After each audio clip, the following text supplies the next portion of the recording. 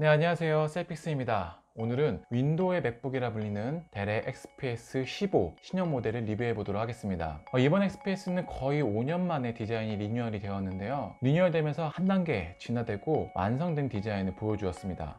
처음 노트북을 개봉했을 때 상당히 만족스러웠는데요. 그럼 어떤 부분이 바뀌고 어떤 부분이 개선되었는지 지금부터 살펴보도록 하겠습니다. 먼저 외관을 살펴보면 눈에 띄는 큰 변화가 없는 것 같지만 디테일한 부분에서 큰 차이가 생겼습니다. 그건 바로 이 힌지인데요. 이전 모델 같은 경우에는 플라스틱으로 마감을 했지만 이번 모델에는 알루미늄 풀바디로 마감을 했습니다. 그래서 견고하고 고급스러운 느낌을 주는데요. 하지만 이러한 방식은 제조사 입장에서는 상당히 부담스러운 디자인입니다. 왜냐하면 힌지 두께만큼 알루미늄 블록을 깎아서 힌지 부분만 남겨야 하기 때문이죠. 따라서 재료의 낭비와 가공 시간이 늘어날 수밖에 없어 기존 방식에 비해 생산 단가가 두세 배 올라갈 수밖에 없는 디자인입니다. 하지만 델은 디자인을 위해서 생산성과 비용을 포기한 것이죠. 그 다음으로 가장 큰 변화는 바로 디스플레이입니다. 베젤이 웬만한 태블릿과 스마트폰 수준으로 굉장히 얇은데요.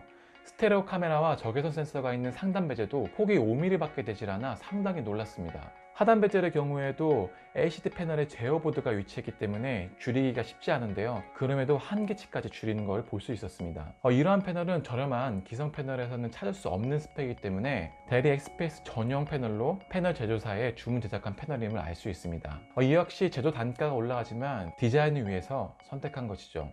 결과적으로 노트북의 전체적인 크기가 줄어들어 15.6인치 힘에도 14인치 노트북의 크기를 가지게 되었습니다. 그래서 이번 XPS 모델은 디스플레이와 힌지를 보면 디자인에 굉장히 신경을 많이 쓴 것을 알 수가 있었어요. 그 외에 눈에 띄는 변화는 터치패드 크기가 맥북처럼 커졌는데요. 이 부분은 크기가 커져서 확실히 쾌적한 느낌이 있지만 현재 한 가지 이슈가 되는 결함이 있습니다. 이 부분은 영상 후반부에 디테일하게 다루도록 하겠습니다. 그리고 스피커의 경우 키보드 양쪽에 위치해 있는데요. 터치패드부터 스피커까지 맥북 프로와 상당히 유사한 디자인 레이아웃을 가지고 있습니다. 다만 차이점이 있다면 대시보드를 카본 소재로 만들었기 때문에 맥북보다는 경량화와 발열 차단에 유리하다는 점입니다. 간단히 전체적인 디자인 변화를 살펴봤는데요. 확실히 윈도우의 맥북이라는 별명처럼 상당히 맥북과 유사한 디자인을 가지고 있지만 XPS만의 독창적인 특징을 가지고 있어서 짝퉁이라는 느낌은 들지 않았습니다.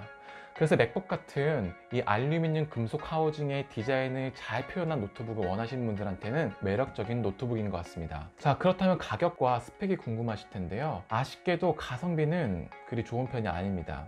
원래 XPS는 델의 프리미엄 모델이기 때문에 이전부터 가격이 비싼 측에 속했는데요. 거기다가 이번에 디자인이 리뉴얼되면서 전작에 비해 20~30만원 가량 상승했습니다. 게다가 현재 노트북 시장에 생태계 파괴범이라 불리는 루나르 노트북이 나오기 시작하면서 상대적으로 가성비는 더욱 좋지 못한 상황인데요. 현재 리뷰하는 모델의 가격이 330만원인데 이 CPU의 성능이 90만원대의 루나르 노트북보다 떨어집니다. 물론 노트북의 가격을 단순히 스펙만으로 결정할 수 없지만 그렇다 해도 3배의 가격 차이는 결코 무시할 수 있는 수준이 아닌 것이죠. 그렇다면 이번 XPS 노트북을 사는 건 별로 합리적이지 못한 선택일까요? 단순히 스펙만 놓고 본다면 그럴 수 있지만 디자인, AS, 그 시리즈를 거듭하면서 검증된 제품의 신뢰성을 놓고 본다면 구입할 만한 가치는 충분하다고 볼 수 있습니다. 먼저 CPU의 성능은 루나르와 비교했을 때 부족한 것이지 절대적인 수치로 놓고 본다면 작업에 부족함이 없는 성능입니다. 프리미어로 영상 편집을 해봐도 버벅이거나 먹통이 되는 현상이 없었고 발열로 인해서 스로틀링 저하나 다운되는 일도 없었습니다. 상당히 안정적으로 잘 작동되었고 크리에이터 노트북으로는 매우 만족할 만한 스펙을 보여주었습니다. 현재 90만원대의 루나르 노트북들은 소위 가성비 브랜드의 제품으로 문제가 생겼을 때 보증 서비스에 대한 불편을 호소하는 사례가 많은데요. 경우에 따라서 부품이 없어서 몇 개월간 기다리거나 사용자 과실로 책임을 떠넘기는 사례도 왕왕 보고되기도 합니다. 반면 델의 보증 서비스에서는 AS 기사가 직접 방문하는 서비스가 포함되어 있고 원한다면 무상 보증 기간을 최대 4년으로 연장할 수 있습니다. 물론 보증 프로그램의 가격을 지불해야 하지만 2~3년 이내에 배터리를 한 번이라도 교환한다면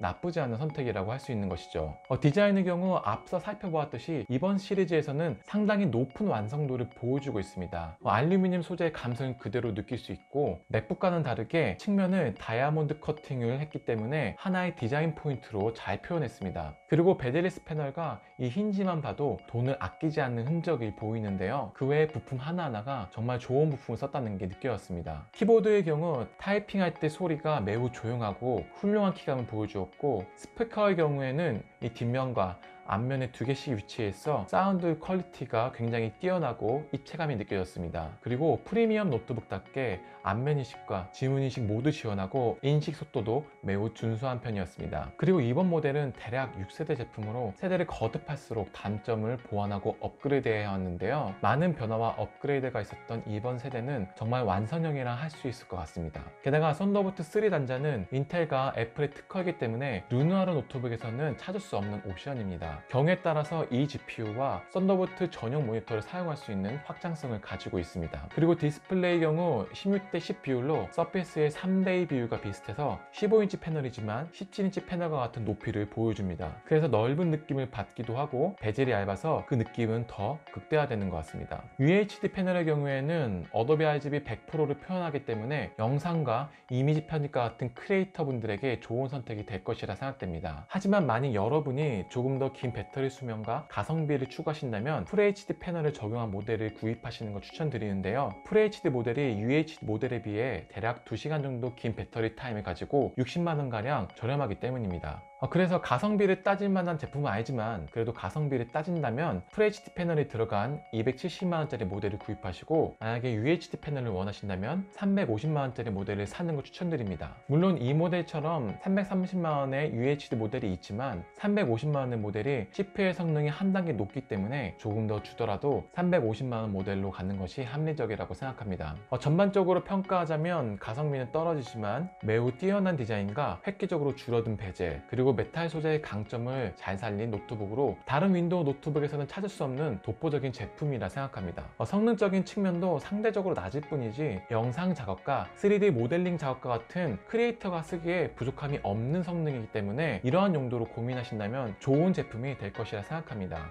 하지만 몇 가지 이슈가 있는데요, 터치패드 우클릭이 눌리지 않거나 충전잭을 연결했을 때 화면이 깜빡이는 문제가 있습니다. 충전잭을 연결할 때 깜빡이는 문제는 디스플레이 설정에서 HDR 옵션을 끄면 되는데요, 그렇다 해도 이러한 방식은 정상적인 방식이 아니기 때문에 추후에 드라이버 업데이트가 필요한 것으로 보입니다. 하지만 터치패드 우클릭의 문제의 경우에는 설계 결함이나 제품 결함이기 때문에 이 문제가 발견된다면 델의 보증 서비스를 이용하거나 교환하셔야 할 것 같습니다. 자, 오늘 영상은 여기까지 하도록 하겠습니다. 저는 다음 영상에서 뵙도록 하고요, 지금까지 셀픽스였습니다. 감사합니다.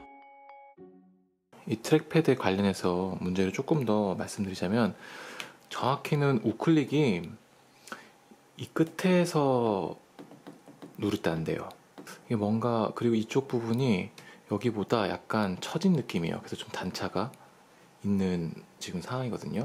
그래서 약간 좀 주저앉은 느낌이 있습니다. 이제 이번에 XPS 신모델 사람들이 가지고 있는 커뮤니티를 보면은 이제 이런 이 자클릿 쪽 이 부분이 주저앉았고 클릭이 인식이 안 되는 경우가 있다는 얘기들이 조금 있어요. 네. 이제 이게 제품마다 약간의 정도의 차이가 좀 있을 수 있을 것 같은데, 만약에 사용에 지장이 있다면은 이거는 리퍼 신청이라든지 교환을 받으시는 게 좋습니다.